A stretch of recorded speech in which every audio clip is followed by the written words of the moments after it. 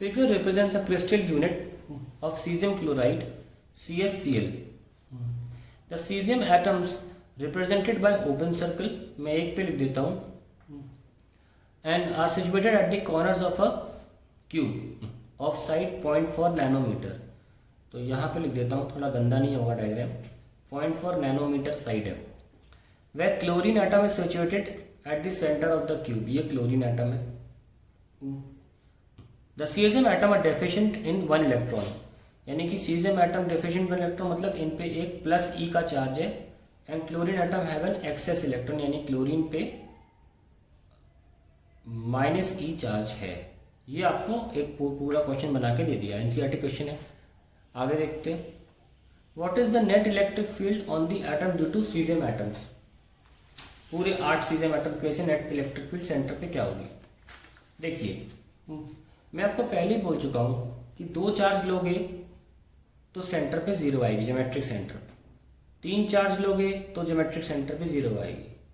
4 charge लोगे तो फिर ज्योमेट्रिक सेंटर पे 0 आएगी.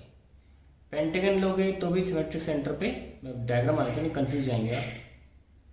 जब भी आप कोई भी फिगर लोगे उसके ज्योमेट्रिक सेंटर पे फील्ड 0 आएगी. अब इसी क्यूब को अगर आप क्यूबॉइड बना दोगे तो क्या फर्क पड़ता है, फील्ड तो उसके ज्योमेट्रिक सेंटर फिर 0 आ जाएगी.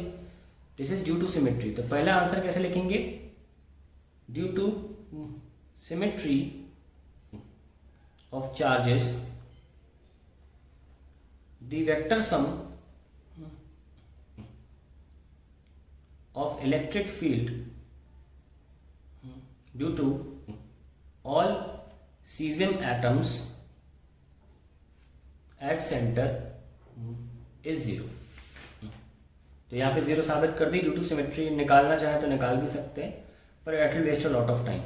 तो इसलिए हम सिमेट्री से बोलते हैं, और इसीलिए हमने इन सब आपको एग्जांपल्स भी दिए थे. ठीक है, जैसे कि आप कह रहे हैं सर आपने 2D के एग्जाम्पल दिए ना, तो 3D कैसे. भाई तुम स्फीयर के लिए जानते हो,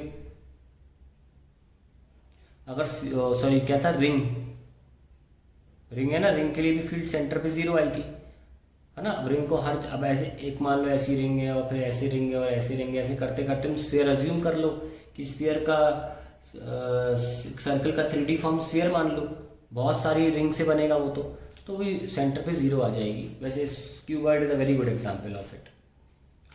नाउ सेकंड पार्ट क्या है इसका. Suppose that caesium atom at the corner is missing. What is the net force on this chlorine atom due to 7 remaining atoms. आपको ये भी याद होगा कि मैंने वो क्लियरली बोला था, ये सब हो जाए इसीलिए आपको थ्योरी इतनी ज़्यादा बताई थी गहराई से, कि जब भी सिमेट्रिक कॉन्फ़िगरेशन होगा उसके ज्योमेट्रिक सेंटर में फील्ड 0 होगी. और अगर कोई चार्ज हटाया गया, याद रखिए थ्योरी में तो आ चलेगा ना, बाबर ओवर एक्सप्लेन नहीं करूँगा मैं. अगर कोई चार्ज हटाया गया तो जो चार्ज हटाया गया है उसकी जो इलेक्ट्रिक फील्ड हो सकती थी वही इलेक्ट्रिक फील्ड प्रकट हो जाएगी. किस डायरेक्शन में,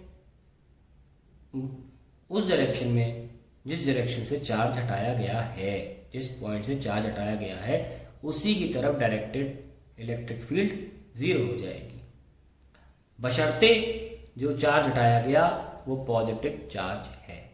ठीक है, अब सीजियम तो पॉजिटिव ही है कि नहीं, उस पर डेफिशिएंसी ऑफ इलेक्ट्रॉन है.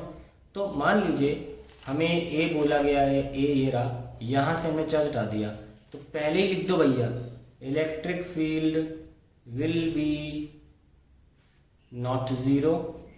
अब आ जाएगी, तुरंत प्रकट हो जाएगी, एंड डायरेक्टेड टूवर्ड्स ए, क्योंकि ये पॉजिटिव चार्ज था. नेगेटिव होगा तो उल्टा आंसर आएगा, away from A towards a. हमने डायरेक्शन लिख दिया. एंड इलेक्ट्रिक फील्ड मैग्नीट्यूड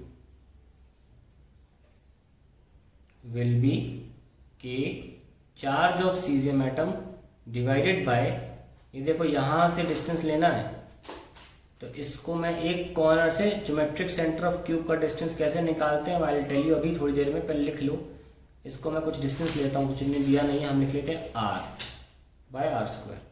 तो हम सारी वैल्यूज लिख लेते हैं. 9 × 10⁹ इंटू जो चार्ज होता है 1.6 10⁻⁻19 डिवाइडेड बाय ये आर स्क्वायर निकालना हमारे लिए मेन इंपॉर्टेंट है, हमारा आंसर आ जाएगा। अब आर स्क्वायर निकालना सिखाते हैं, ठीक है, पन्ना पलट लीजिए, आर स्क्वायर निकालना सिखाते हैं।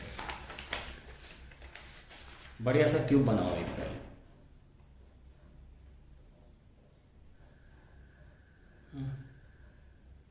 ये बना लिया बढ़िया सा क्यूब। अब मैं एक कोने से इस कोने तक, आपने रूम को भी देख सकते हो, जिस कमरे में बैठे हो भी क्यूबॉइड होगा, एक तरह से क्यूब होगा, अज्यूम कर लो क्यूब है। तो एक कोना और बिल्कुल पीछे वाला, ये वाला नहीं कह रहा हूं मैं, पीछे वाला, ये और ये ट्रायंगल बना रहा हूं, ठीक है। ये तो 90 डिग्री है। ये साइड ए है, हमको ये साइड निकालनी है। कैसे निकालें भाई, ये भी तो ए है और ये भी ए है, तो पाइथागोरस से ये साइड कितनी जाएगी, a√2 है ना, a square plus a square. अगर मैं इसको मान लूँ ए बी, तो आप ए बी निकाल सकते हो। ये 90 डिग्री है ना, ये तो क्यूब है, that is a square plus a square, that is a square root of 2। ये आ गया। अब मेरे पास एक राइट एंगल ट्रायंगल, इसमें एक साइड ए है और एक साइड a√2 है, तो हमें अब ये बहुत आसानी से मिल जाएगी ना। मान लो सी है, तो C B will be square root of a square plus a√2 का square, that is a square plus 2a square, that is a√3। तो हमें सी बी मिल गई a√3। हमें अब इसका आधा चाहिए ओ बी, तो O B will be C B by 2, a√3/2। अब जाके कहीं हम पहुंचे हैं इस पर, जो हमें एग्जैक्टली चाहिए था। और हमारा फॉर्मूला क्या था, हमने क्या निकाला था, ये निकाला था, ये आर हमको मिल गया अब, ठीक है। This is a√3/2। अब इसको रख लेते हैं, कितना आएगा, 9 इंटू 1.6 10⁻⁻10 अपॉन a√3/2 का square. So we have 9 into 1.6 into 4 into 10⁻⁻10 -19 plus 9, ठीक है, अपॉन ए स्क्वायर इंटू 3। तो ये 3 यहाँ चला गया। अब हम इसको सॉल्व करते हैं फर्दर।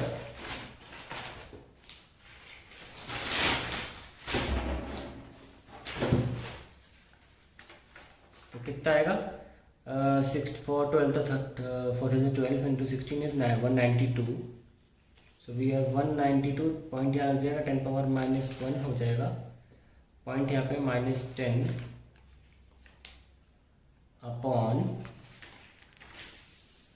Upon a square. सब कुछ ठीक है ना यहाँ तक, upon a square. So we have 19.2 10⁻⁻10। अब हम जाके इसको वैल्यू रखेंगे, 0.4 नैनोमीटर था ये side length square. So we have 19.2 10⁻⁻10 upon 0.16 10⁻⁻20। ये जाएगा, ऐसे कर दो, 16 12 एंड 0 10⁻+10। तो दिस इज 1.2 10⁻+12 न्यूटन पर कूलम। आई होप मैंने सारी कैलकुलेशन ठीक करी है। a√3/2 बिल्कुल ठीक है, और ऊपर 4 गया था, सब कुछ ठीक है। फिर भी अगर कोई कैलकुलेशन मिस्टेक होती है, please check it out. This should be the electric field and see how high this electric field is, कितनी इनॉर्मस है। और ये इनॉर्मस इलेक्ट्रिक फील्ड दो चार्जेस के बीच में होती है एक एटम के अंदर, और ये हमने पहले भी सवाल कर रखा था एंगस्ट्रॉम वाला। तो आप देख सकते हैं कि कितनी घातक इलेक्ट्रिक फील्ड आई है। So that is the end of the question. ये पूछा कहता है that also right towards a, जहाँ से भी चार्ज निकाला गया था, क्योंकि वो चार्ज पॉजिटिव था।